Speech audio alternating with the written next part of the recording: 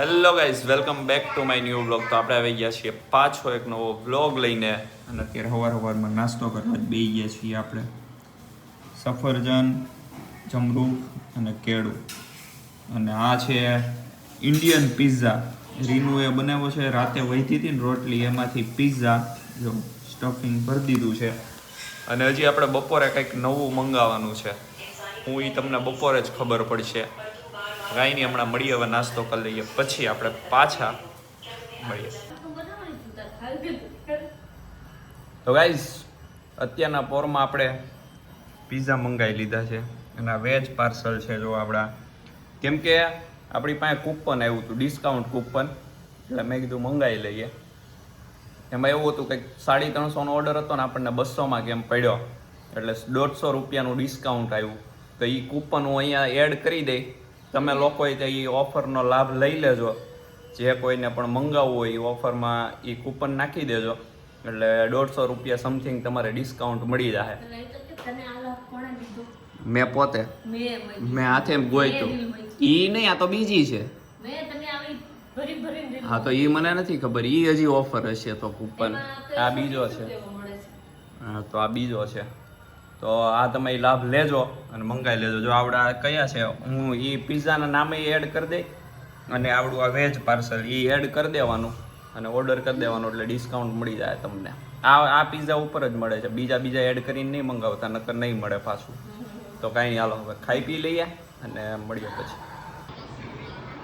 તો guys, finally જમવાનું થઈ ગયું છે. થેપલા ને કોફી અને આ બધો નાસ્તો છે. અને હવે આપણે જમીન નીકળી જવાનું છે ઓફિસે. હવે મળશું આપણે કાલે સવારે આવીને પછી મળીએ. તો ગાઈઝ, ફાઇનલી ઓફિસેથી આવી ગયો છું ઘરે.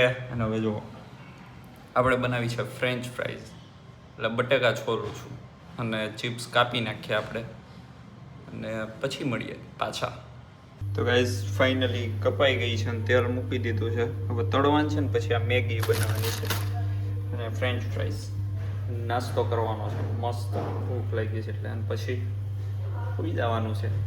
તો કાંઈ નહીં, મળી આવવાનું.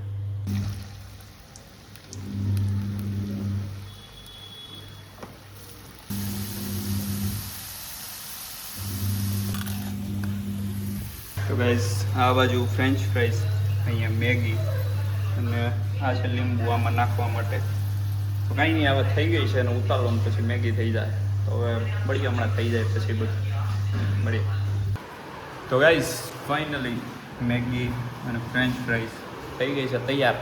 અને હવે આપણે નાસ્તો કરી લઈએ અને મળીએ પછી.